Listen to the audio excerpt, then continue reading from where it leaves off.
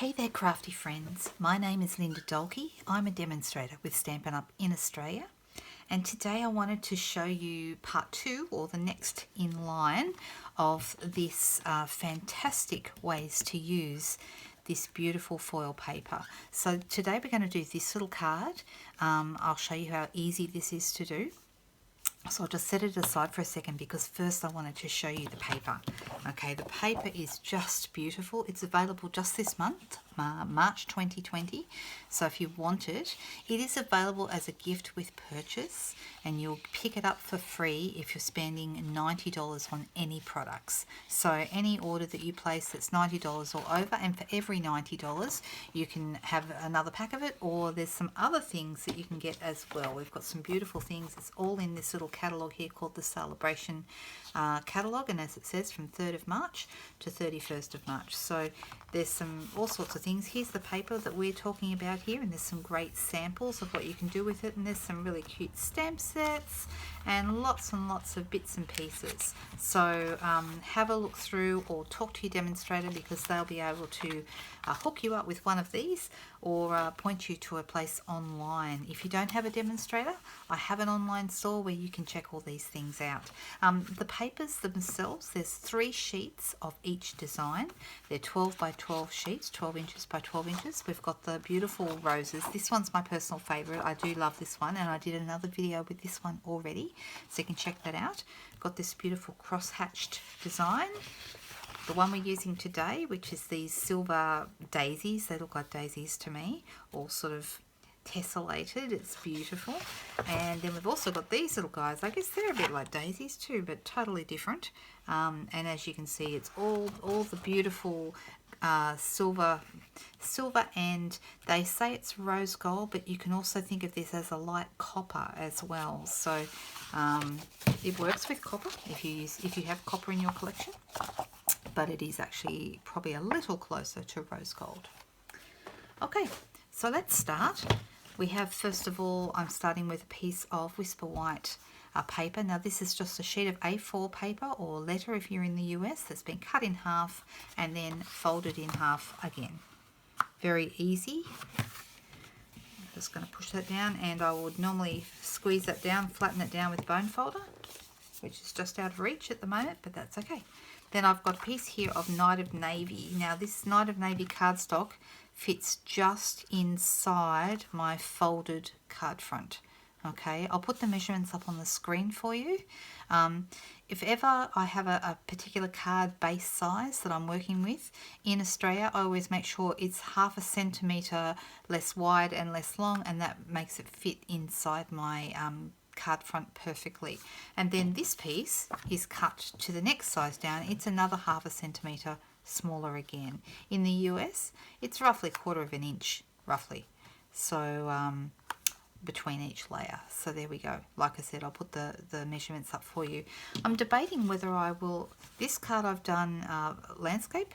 I'm thinking maybe this time I might do this one portrait, and show you how that works. So I'm going to be starting by working on this piece, and today I am using sponge brayers. Now these are one of my favorite tools. The ones we used to have were the rubber brayers. If ever you play with those, you had to practice a lot to learn how to use them. Totally the opposite with these. These are so easy to use, and anyone can brayer with these. So I'm going to be using 3 colours. I'm going to go with Balmy Blue, which is a nice light, almost a baby blue. I'm going to be using Blueberry Bushel, which is one of our in colours, and kind of a brighter but darker blue. And then of course Night of Navy, which is the darkest of all. So I'm working tonally from light to dark, and that's how I get this light to dark kind of ombre effect on my card. Okay, so I'm going to start with the Balmy Blue. Now if you only had 2 of the colours, if you only had Blueberry Bushel and Balmy Blue, or well, doesn't matter which 2, but a light one and a dark one, that would still work. I've just added an extra colour to give me a little bit more of a brighter look. Okay, so to ink up your brayer, all you're going to do is you're going to open up your ink pad, and you're going to roll it in one direction around and around on your ink pad. Okay, so that means I'm getting ink all the way around. If you just run it backwards and forwards, you're only going to get ink in one portion of your roller and you won't get a nice smooth result at the end. So just make sure that you're picking up ink all the way around your roller, because you're going to use the whole roller when you're actually rolling it onto your paper. Okay, now because we're doing this portrait, I'm going to have it going from dark to light. Now the end that you start on first should be your dominant hand. So I'm right-handed, so I'm starting on the right hand side, holding the brayer in my right hand. And the side that I start on is going to be the one with the darkest finish. Because I'm starting from this end each time, that's going to darken up this end and it'll be lighter down the other end. If you're left-handed, everything will be in reverse. You'll start with holding it in your left hand, and you're going to start on the left-hand side, and that will be your darkest side. Okay, so I'm starting over here. I start off the paper, not on the paper, and then roll slowly onto the paper. Now you can see this time I'm going backwards and forwards, and I'm almost going to go down to the end where my fingers are, and then I'm going to roll back. I push harder here at the end and less hard down the other end. Not much seems to be happening yet, but you're just going to have to trust me. This is basically, we build up the colour. Okay, it doesn't take too long to do. It's quite quick and it's very, very easy. So I'm just going to go ahead and I'm going to brayer up. Like I said, pressing lighter down this end and heavier down this end. All right. Now I'm going to speed up the camera so that we can do this quite quickly.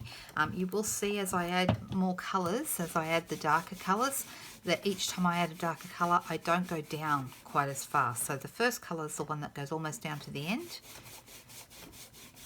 And I'm going to add some more colours as I go. Here we go.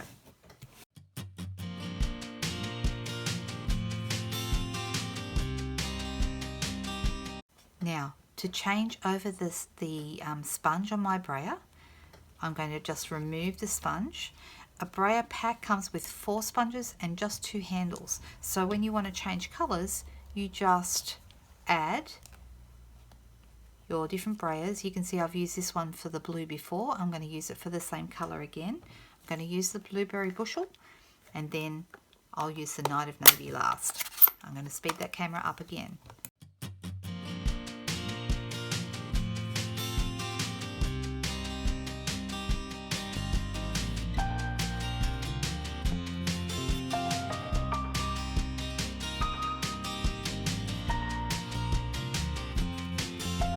Okay, so now I've brayered it, and you should be able to see we have this beautiful dark to light colouring, and it's quite smooth.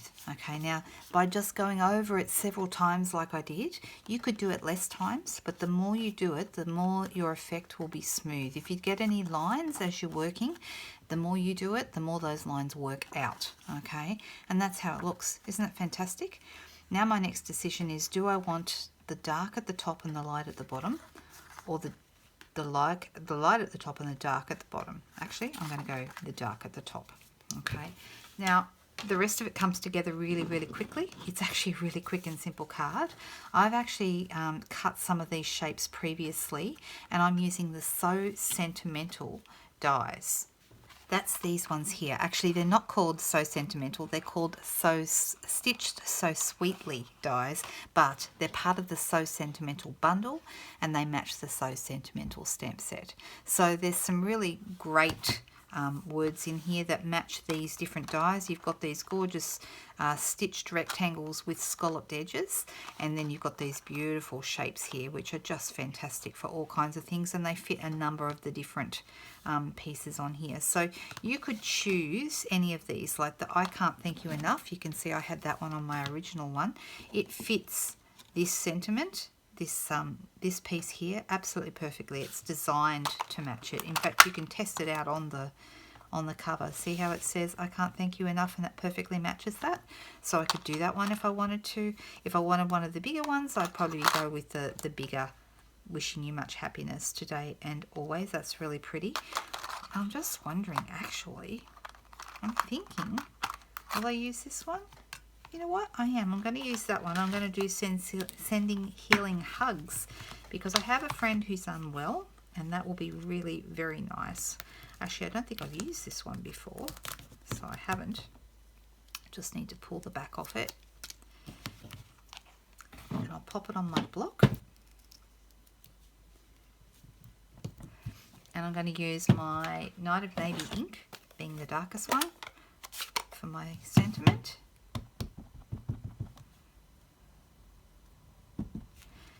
And I'm going to pop that straight here on this little... How nice is that? Isn't that cute?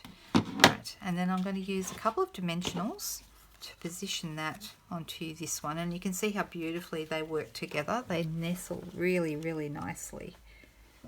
So I'm bringing in some dimensionals, and I'll grab a couple of those here off. I had someone get very, very sad or upset with me because I didn't pull the dimensionals out in the right place, because I took them out of the middle, and apparently for them, they were a little bit OCD and they really wanted me to take them from the corner. So I'm sorry if taking the dimensionals out of the middle is upsetting you. I hope it isn't.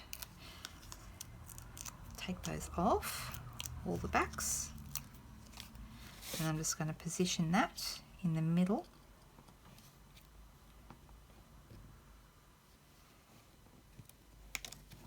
Of my balmy blue. This is balmy blue cardstock that I've used that matches the balmy blue ink that we used at the beginning.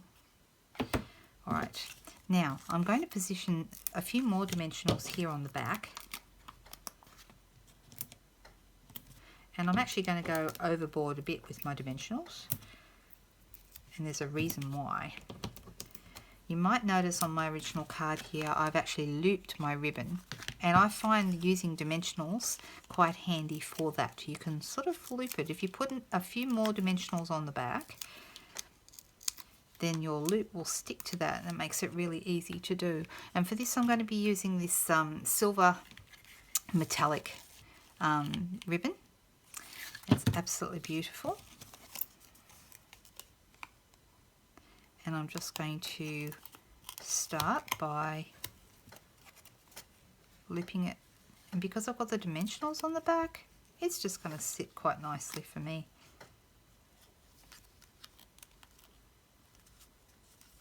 There we go, just like that. And then using my ribbon scissors, I'm going to snip that off. Now, it looks good from that side, but now you see I've covered up some of my dimensionals, so it's not sticky here anymore on the back. So then I'm going to add a couple more. I know it seems like overload, but the dimensionals on the back actually helps to keep the ribbon in place, as well as being sticky for your project. Something for your project to stick together. There we go. Alright, now this time remember I'm going this way. I'm going to have my dark piece at the top.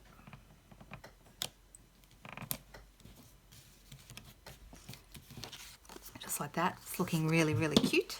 And because I'm using a light paper, this is very light, I'm going to use some snail to pop behind this. So because it's a lightweight paper, this DSP, just like our regular DSPs, I find that snail is the best thing to adhere that with.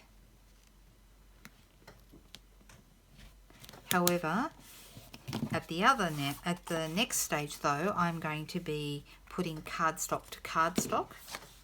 So for that, I prefer to use Tombow adhesive, Tombow multi-purpose adhesive. So I'll bring that in. The Tombow has a fat end and a thin end. You can use it for I usually just use the thin end out of habit, but either end will work. The fat's good for big areas, and the thin's really good for putting on little things. And the good thing about Tombow is that you can kind of wriggle it into place and make sure it's positioned before it sticks down. You just have to be careful that it doesn't slide around. But it doesn't take very long for that to... Oh, you know what? One thing I did forget to do, and it's always a good idea, is you should give this a rub over with a dry cloth, like a tissue or just a, and just make sure there's no ink sitting there. Probably should have done that before I stuck my sentiment on, but that's okay. Now I've got a tiny bit of ink there. And that's okay, because when you have a tiny bit of ink somewhere, that gives us an opportunity to pop a bit of a embellishment on.